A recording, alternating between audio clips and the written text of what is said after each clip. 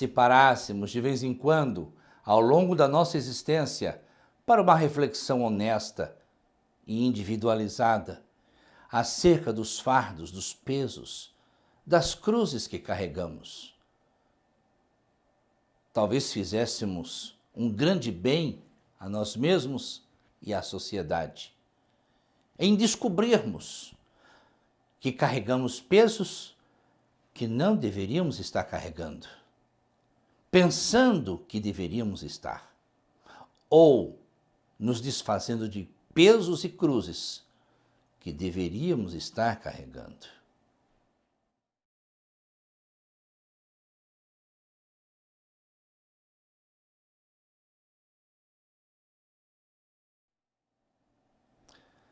Recorrendo à Bíblia Sagrada, ao Evangelho segundo escreveu Lucas, no capítulo 23, no trecho que corresponde aos versículos 24 em diante, lemos: Então Pilatos julgou que devia fazer o que eles pediam.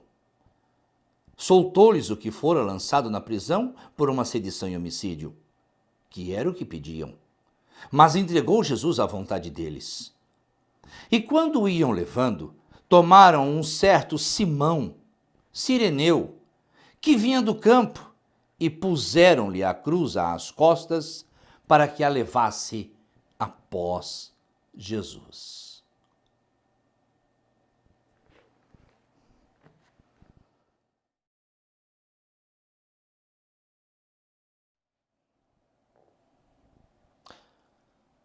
João relatou que Jesus Cristo foi apresentado por Pilatos à multidão após ser açoitado e humilhado pelos soldados romanos à hora sexta.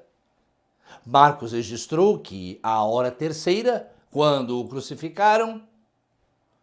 Como poderia o Senhor estar crucificado à hora terceira se a hora sexta ainda estava a caminho do Calvário? Erro? Não. João utilizou-se do sistema grego de marcação de horas, Marcos do sistema hebraico. O que João apresentou ou apontou como hora sexta seria para nós 6 horas da manhã, mas o que Marcos indicou como hora terceira seria de acordo com o sistema hebraico, ou seja, 9 horas da manhã. Nesse intervalo, entre 6 e 9 da manhã, ele, Jesus, já havia sido torturado pelos romanos. Minutos antes das 9 da manhã, ele chegou ao Calvário, também chamado Gólgota, para ser preso com pregos à cruz e desnudado. Desnudado, sim. Já o fora diante dos soldados romanos, que o cobriram unicamente com uma capa, simulando a capa de um rei, para que ele, Jesus, fosse submetido a espancamento e escárnio. Depois lhe tomaram a capa e lhe devolveram as vestes. Assim que foi pregado à cruz, tornaram a tomar suas vestes, bem como a sua túnica.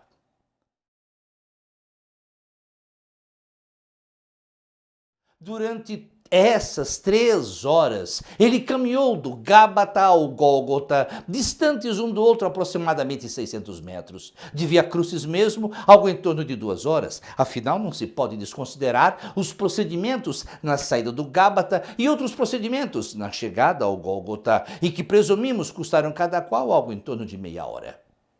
Hoje, turistas percorrem a Via Dolorosa em Jerusalém em 3 horas e meia, ou até 5 horas, porque de estação em estação param para os relatos dos guias turísticos, tiram fotos, fazem suas preces, choram, compram bugigangas, souvenirs. A multidão de comerciantes, citadinos, turistas atrapalha. Há lugares e dias em que se anda por ali aos esbarrões. Para que se tenha uma noção, uma pessoa mediana em condições normais de saúde, andando, percorre hoje 80 metros daquele trecho por minuto, desde que a via esteja desobstruída. Mas Jesus naquela época somente conseguia fazer a cada minuto 4 metros.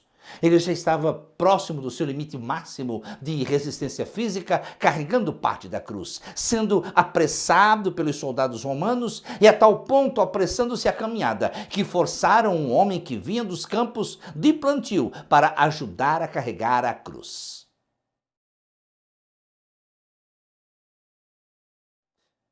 Por que andava o Senhor tão lentamente? Várias razões convergem para explicar isso. A fadiga física, os ferimentos que lhe foram impingidos durante o interrogatório e a preparação para a caminhada, as ruas estreitas e sinuosas do trajeto abarrotadas de gente, o peso da trave de madeira que ele era obrigado a carregar sobre os ombros, o abatimento emocional, a permanente e violenta interferência da soldadesca romana. O caminho certamente não era aquele calçamento que hoje se encontra na Via Dolorosa, na moderna Jerusalém. Partindo do Gábata, ele seguiu para o Gólgota a mover estrôpegos a passos difíceis e contidos, porque a exaustão se acumulava e então, portanto, era cada vez maior e ainda mais com a noite insone. Ainda assim, se seus passos eram lentos, sofridos e difíceis para chegar ao Gólgota, foram ao mesmo tempo decisivos, determinantes e determinados.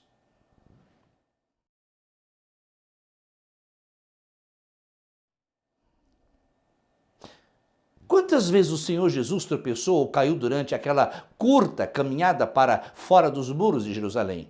A tradição católico-romana divide a caminhada em 14 estações, e delas, 3 retratariam momentos em que Jesus teria caído ao chão, na terceira, na sétima e na nona estações. Eu digo curta caminhada porque ela equivaleria a se estar na capital paulista e, saindo de baixo do vão do MASP, seguir até a esquina da Avenida Paulista com a Rua Augusta. Oportuno também observar que dessas 14 estações, 9 dizem respeito à caminhada até o Gólgota. Mas da 10ª até a 14ª são marcados o desnudamento, a crucificação, a morte, a descida da cruz e o sepultamento do Senhor Jesus Cristo. Na terceira estação, marcada hoje pela presença da Igreja Católica Armênia, naquela época, supostamente, ele teria caído ao chão pela primeira vez, com madeira aos ombros. Mas, segundo o ensino romanista, poucos metros adiante, na 4ª estação da Via Dolorosa, Simão passaria a ajudar, e isso significaria que Jesus caiu ainda outras 2 vezes, sem estar carregando madeiro. Mas aquela via sacra visitada hoje por milhões de turistas, longe está de ser a que de fato Jesus Cristo trilhou.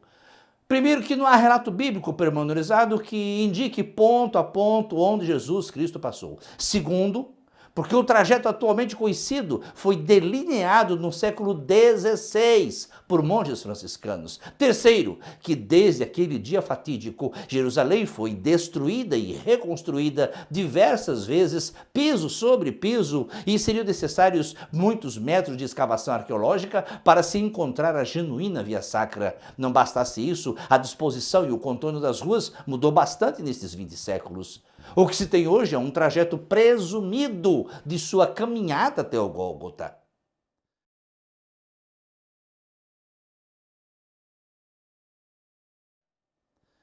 É de grande relevância observar que os escritores do Novo Testamento, desde Paulo, que escreveu a primeira epístola aos Tessalonicenses em 51 da era cristã, sendo em ordem cronológica o primeiro, até João, que encerrou a produção literária do Novo Testamento ao escrever o Apocalipse em 96 da era cristã, nesse período não se detiveram a discorrer sobre a Via Sacra. Em quase 8.000 versículos que formam o Novo Testamento, na tradução João Ferreira de Almeida, revista e corrigida, sequer 20 versículos se dedicam a descrever a caminhada do Senhor Jesus carregando o madeiro, ou seja, 0,25% do volume escriturístico do Novo Testamento se ocupou daquele trecho entre o Gábata e o Gólgota. E se nesse tão escasso material escriturístico não há descrição ou menção alguma a quedas do Senhor Jesus durante aquela terrível caminhada, por outro lado, ainda temos que considerar o que o salmista cantaria em tom profético. Ele aos seus anjos dará ordem a teu respeito para te guardarem em todos os teus caminhos. Eles te sustentarão nas suas mãos para que não tropeces com o teu pé em pedra alguma.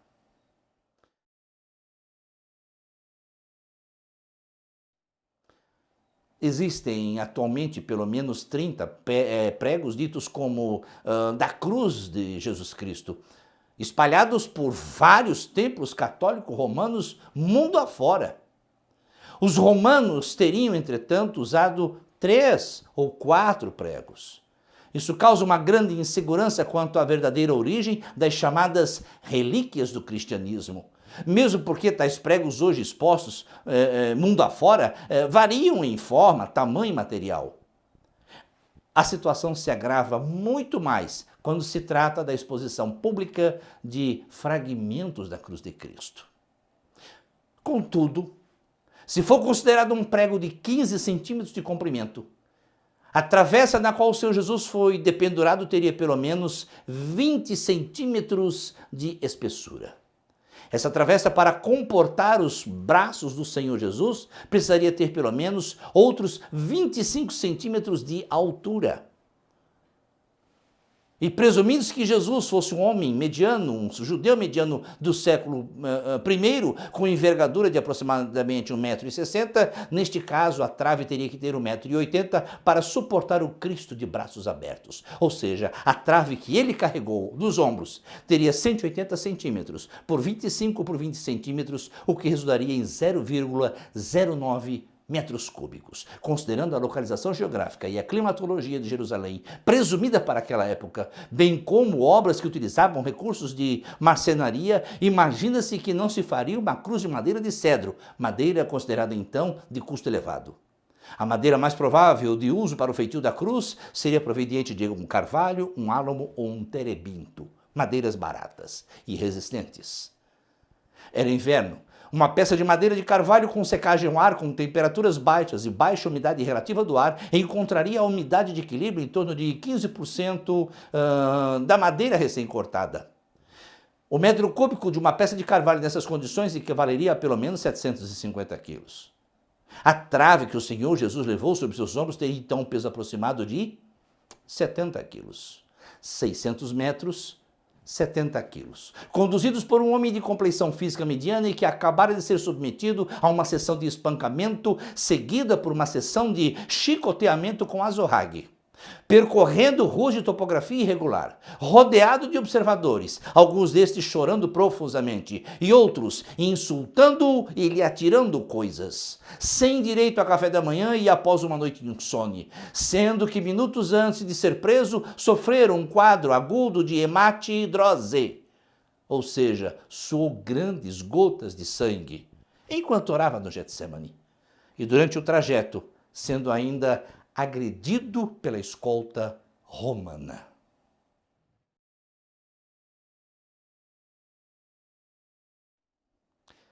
Esses cálculos sobre distâncias, tempos, passos, comprimentos, larguras, pesos, são questionáveis. Ainda mais diante de quedas e de tropeços terem ou não acontecido. Com ou sem tropicões, a narrativa não perde o seu sentido e o seu valor para a fé cristã.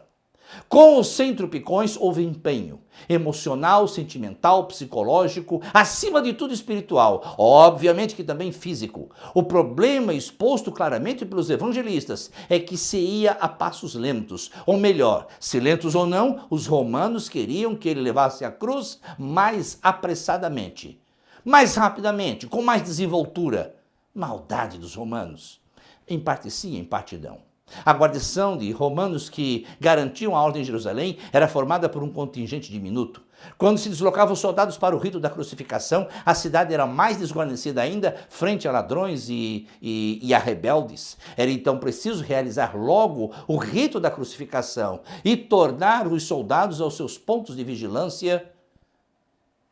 E Jesus Cristo estava no seu esforço físico máximo, já na superação, músculos levados à força extrema, e ainda assim com dor, cansaço, levando a trave da qual seria erguido para morrer pendurado. Em um dado instante quiseram os romanos acelerar os passos. Sim, não podemos dizer que Jesus Cristo estivesse atrasando intencionalmente a caminhada.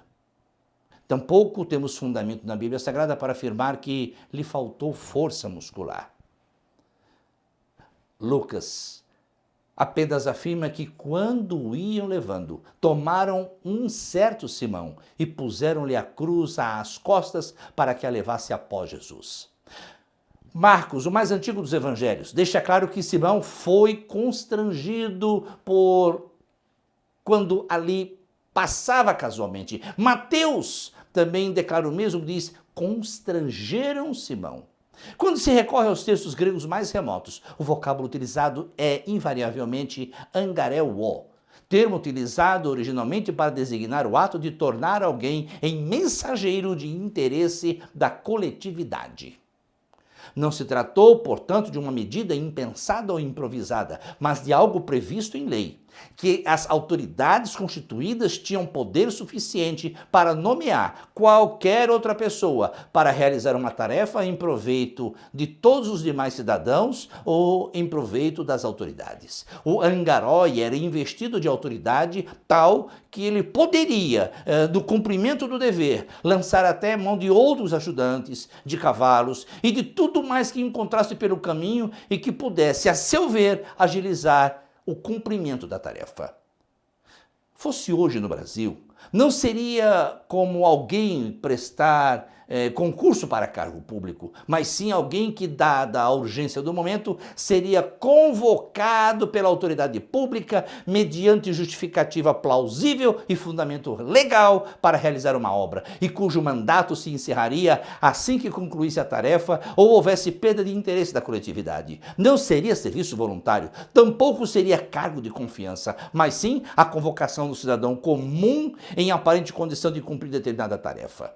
Convocação essa de caráter imediato, em condição excepcional, utilizando-se, até se necessário, da coerção. O angarói que negligenciasse a convocação era exemplarmente castigado. O angarói que fracassasse na realização da tarefa também seria alvo de castigo. O angarói que alegasse doença incapacitante ou motivo de força maior poderia, mediante justificativa aceita pela autoridade convocadora, se eximir da tarefa. O angarói que cumprisse sua tarefa não receberia nenhuma forma de prêmio, porque teria feito apenas o que lhe foi mandado fazer. Simão não teve lauréis por carregar a cruz. Simão não recebeu salário por carregar a cruz. Nem aplausos, nem abraços, nem apupos, nem medalhas. Não recebeu menção honrosa da autoridade romana, Pôncio Pilatos. Tampouco das autoridades religiosas judaicas, Anás e Caifás. Os evangelhos sinóticos são acordes. Simão foi tomado.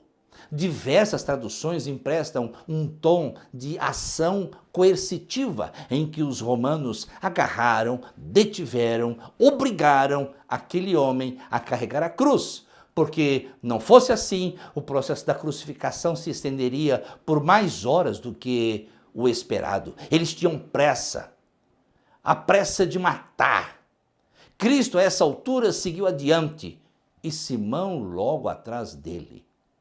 Simão, de cujo viver se dá referência quanto a trabalho, a família e a tradição. Ele se tornaria notório na história do cristianismo, mas não pelo trabalho, nem pela família, nem pela tradição, e sim porque carregou a cruz de Cristo. E assim que cumpriu a sua tarefa, ele sumiu do palco com a mesma facilidade com que entrou.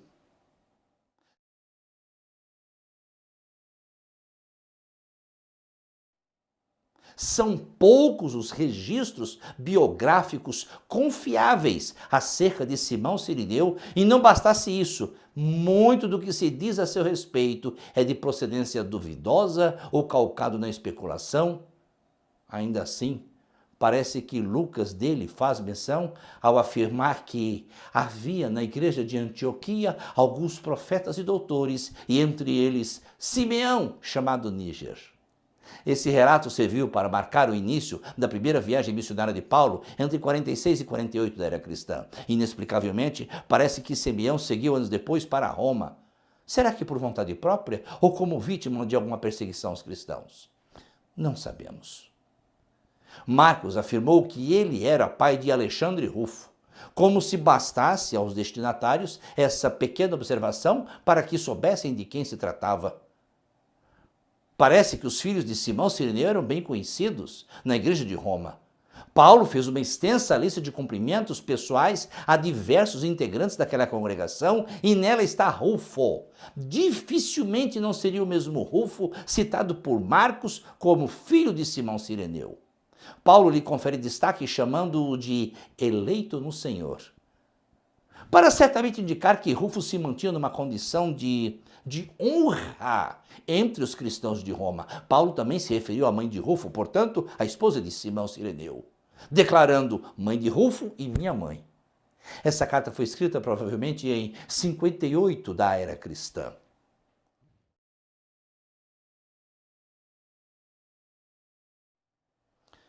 Muita gente se apressa em estabelecer paralelismo, que assim como Cireneu carregou a cruz, tendo Jesus Cristo caminhado adiante dele, assim devem os cristãos tomar a sua cruz e seguir ao Senhor.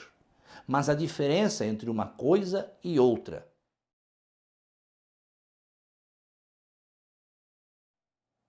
É preciso um certo cuidado nessas analogias.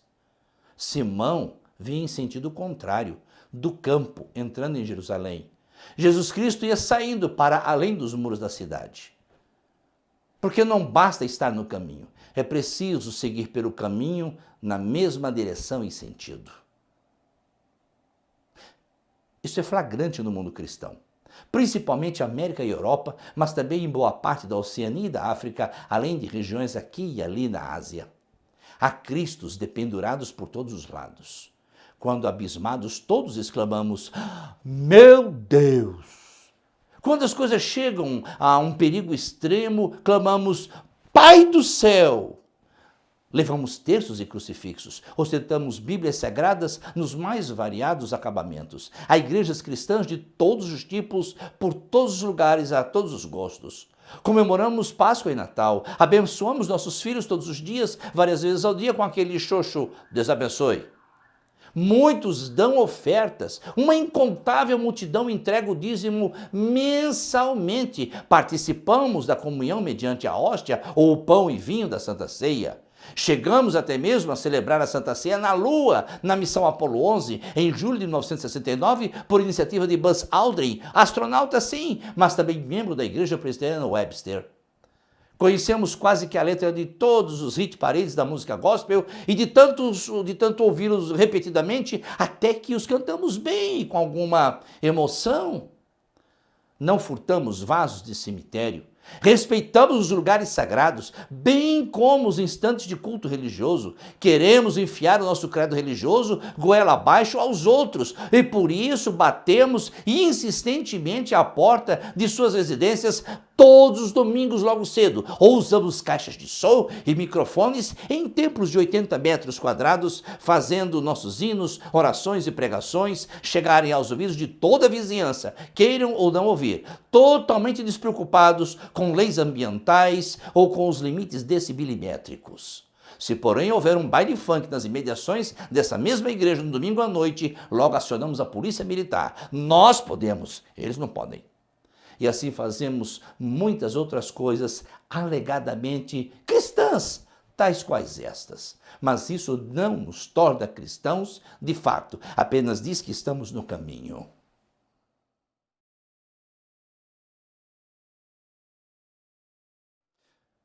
Não se diz que Simão se voluntariou para levar a cruz, mas que foi obrigado a carregá-la. Os textos bíblicos chegam quase a deixar entrelinhas de que ele foi forçado, ou seja, não queria levar, relutou em levar a cruz. Porém, o Senhor Jesus, após completar o colegiado apostólico, instruiu: quem não toma a sua cruz e não segue após mim, não é digno de mim. Noutra ocasião, ainda antes da transfiguração, o Senhor Jesus asseveraria: se alguém quiser vir após mim, renuncie-se a si mesmo, tome sobre si a sua cruz e siga-me. Ninguém joga a cruz aos meus ombros. Ninguém me compele a levar cruz. Não, ao menos, a cruz significante da renúncia aos caprichos do ego. Cruz tem a ver com peso, mas também com assumir responsabilidades. Cruz ainda nos fala de suportar consequências de decisões que tomamos. O serviço militar obrigatório é uma cruz para muitos jovens. Vários alegam que isso lhes prejudica a carreira universitária.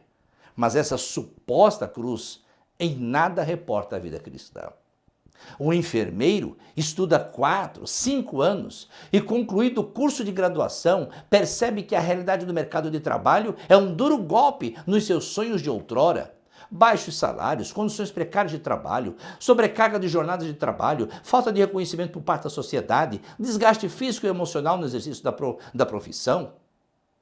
Essa é a sua cruz. E ser enfermeiro é algo nobre, mas não leva para o céu. E ainda que se tenha cruz. Porque há cruzes e há cruzes. Há cruzes, sim, que me lançam aos ombros. As leis brasileiras me obrigam a calar e carregar. Simão carregou a cruz segundo as leis romanas. E se depois teve verdadeiramente uma transformação em sua vida, então, da mesma forma, somente depois tomou aquela cruz, a dos seguidores espontâneos de Cristo Jesus. Mas naquele dia, não.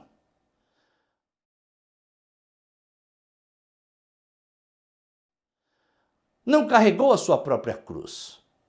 Em pelo menos 2 ocasiões distintas, Jesus Cristo mencionou o tomar a sua cruz.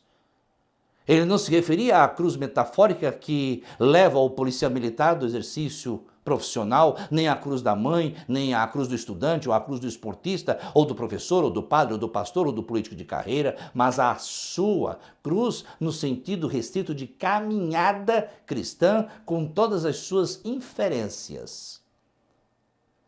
Simão não carregou cruz de si mesmo, mas de outrem. O cristão é chamado a carregar a sua própria cruz. Assumir uma identidade, mesmo que isso lhe custe sofrer bullying ou outras formas mais graves de desrespeito, mortificar diariamente, hora a hora, minuto a minuto, as tendências da carne para a carnalidade, para o corruptível, confrontar sua profissão de fé com seu lifestyle e adequar este àquela e não aquela a este, perseverar.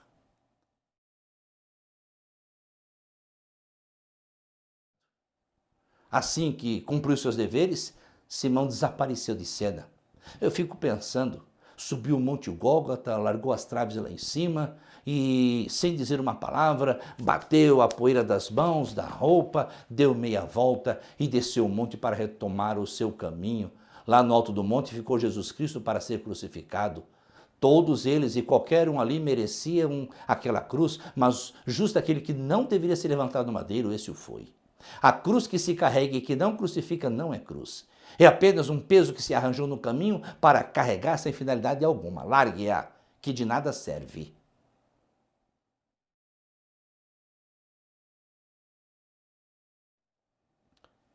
A mensagem implícita em Simão não é a do cristão que, havendo renunciado a si mesmo, segue nos passos do seu Senhor. A mensagem implícita em Simão não é da resignação em que o homem suporte seus próprios pesares, angústias, tribulações e sofrimentos. Simão era um desavisado. O povo ia se preparando para a celebração da Páscoa e ele vinha do campo. A cidade estava em balbúrdia com a crucificação do Cristo e Simão vinha do campo. Muitos conjecturam que ele empreendera longa e custosa viagem desde um ponto longínquo no norte da África até Jerusalém, algo em torno de 1.800 quilômetros que, sem um veículo automotor, sem aviões, ele se propôs a percorrer de barco, a vela ou a pé. Se de barco, pelo menos 10 dias de viagem, se a pé, claro que usando uma montaria, nada menos que 15 dias. Mas Simão Cireneu vem do campo. Não tem aspecto de viajante. Ademais, havia em Jerusalém uma sinagoga dos homens livres, frequentada por uma subclasse do judaísmo, formada por homens que outrora foram escravos e que por uma razão ou outra haviam sido postos em liberdade por seus antigos donos. E talvez este Simão fosse um frequentador dessa sinagoga. Talvez. E frequentando ou não a sinagoga, Simão não é seguidor de Jesus Cristo, nem discípulo, nem apóstolo, nem simpatizante. Não se dá que os evangelistas o reconhecessem assim. Simão é o casuísmo, é o corriqueiro, o trabalho, a família, a tradição, o dia a dia, a rotina, talvez um quê de racismo. Ele não é chamado pelo nome do seu clã, mas pela terra onde nasceu, Cirene, no norte da África. Parece que sofria algo de desprezo por isso. Pense, um sirineu socorrendo um nazareno. Devia ser hilário à vista da soldadesca romana. Simão não representa as autoridades, nem a força, nem o poder, nem o opressor. Simão é o oprimido ajudando outro oprimido. Ele não é o descaso, mas é o homem comum que, preocupado com as coisas essenciais para a sobrevivência, não demonstra qualquer interesse no engajamento político, ideológico ou outro qualquer, ainda que seja a fé religiosa. Ele pensa que não pode mudar o mundo, nem mesmo contribuir para mudar o mundo. Não sonha com isso. Na sexta-feira lá vem ele, 8 da manhã, e ele já vem retornando do campo. Não traz carga, não traz ferramentas, não traz o fruto da terra, vem do campo. Não são tempos de colheita. Elas começarão talvez 10 dias depois do inverno, mas ele acorda cedo e vai ao campo. E ainda que envolto em tanta mesmice, Simão teve a oportunidade que milhares desejaram ter, a de tocar na cruz de Cristo. Ou mais ainda, ter a autêntica cruz de Cristo às mãos. Estranho. Talvez não lhe tenha passado à mente que podia tocar o próprio Cristo. Simão foi um privilegiado. Contudo, fez o que fez sem valorizar nem dimensionar o que fez. Se fosse entrevistado na chegada ao Gólgota, ele diria: havia alvoroço, não tinha como evitar passar perto. Vinha do campo, ia para casa e de repente os homens me pegaram, saíram me arrastando, eu não resisti porque eu não queria apanhar. Então eu ajudei a trazer a trave de madeira do homem lá e nos últimos metros eu olhei para trás e quando eu percebi que era a hora, eu dei o sprint final.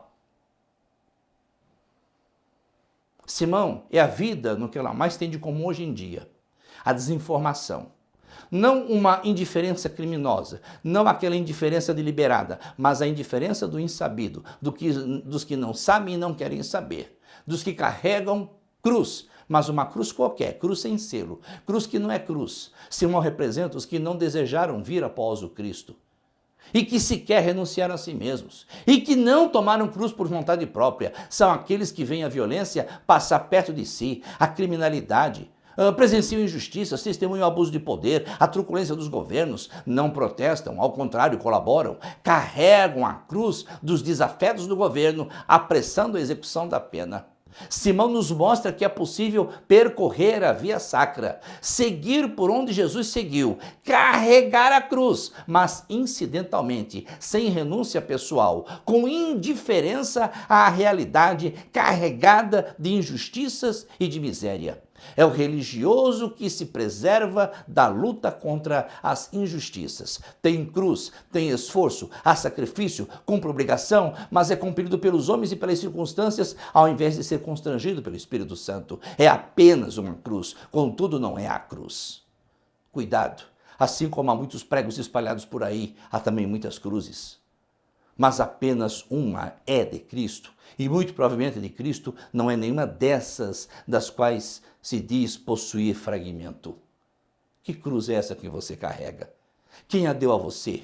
De onde você a tomou? É verdadeiramente a tua cruz? Quais motivos te levam a carregá-la nos ombros? Teu senso de responsabilidade? Tua força pela determinação própria? Teu ego? Os outros? Faça mais que Simão.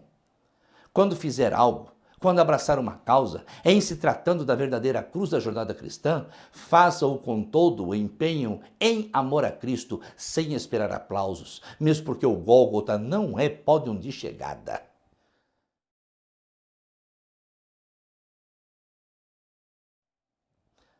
O pouco que se menciona sobre Simão faz suspeitar que fosse um homem da vida comum, de rotinas comuns. Chamá-lo Cireneu dimensiona como ele era conhecido, aquele tunisiano, aquele africano, aquele negro. Muito de sua identidade estava relacionado à sua origem e, de certa forma, isso reafirma a tradição e a cultura, as raízes da sua gente. Antevéspera de Páscoa, e o homem voltava às 7h30 da manhã do campo e encontrou incidentalmente o cortejo de Jesus Cristo a uns poucos quarteirões da fortaleza Antônia. Vinha Simão no contrafluxo. Disse que quem cedo madruga Deus ajuda, mas no caso de Simeão foi o contrário. Quem cedo madruga ajuda Deus, porque fora cedo ao campo e agora já voltava e é compelido a carregar uma cruz. O resultado disso é que ele foi forçado a ajudar Jesus Cristo, sim. Isso, de alguma forma, reafirma o trabalho e a diligência. Ele cumpriu o seu dever, Na verdade, um dever que lhe era imposto pelo exército invasor, romanos sobre judeus. Simão talvez fizesse parte da sinagoga daqueles homens livres, escravos que haviam alcançado a liberdade e que se reuniam numa sinagoga à parte para adorar a Jeová em Jerusalém. Se há verdade nisso, Simão teria uma história de sofrimento, angústia e discriminação, mas que chegara à liberdade, ainda que com discriminação. Ele carregou a cruz por aproximadamente 2/3 do trajeto. Tomou-a ainda em Jerusalém e levou-a para além dos muros da cidade, seguindo a Jesus Cristo. Não há menção de diálogo, nem de palavra alguma sua. Resta a impressão que ele relutou em assumir a cruz. Os evangelistas afirmam que ele foi compelido a carregar o madeiro. Naquela manhã ele saíra ao campo, retornava para casa.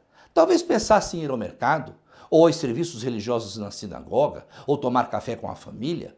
Sua agenda foi prejudicada, seu plano era um, mas os fatos foram outros. Simão não teve o lado furado, Simão não teve mãos e pés perfurados por pregos. Simão é como tantos de nós, estamos vindo dizendo: o que eu podia fazer já fiz. Restava esperar resultados, e que fossem bons resultados. Contudo, enquanto vinha pelo caminho, contando de uma rotina normal, algo lhe mudou o trajeto daquela manhã de sexta-feira e, mais ainda, talvez viesse a mudar o seu trajeto de vida. A mudança não veio pela via do agradável, do confortável, mas do constrangimento, da coerção, da humilhação. Provável que tenha levado umas chibatadas para acelerar o passo, carregando um madeiro que não era dele, mas do Cristo que seria crucificado. Coisas inesperadas, indesejadas, contrárias aos nossos planos, à nossa agenda, ao nosso dia a dia, ao nosso projeto, e que pensamos que nos prejudica, atrapalha. O que parecia um atraso para Simão aquela manhã se tornaria em ganho para pelo menos as 2 décadas e meia seguintes da sua vida. Rufo e Alexandre eram seus filhos. Os meninos se tornaram conhecidos como cristãos de testemunho relevante na Igreja de Roma.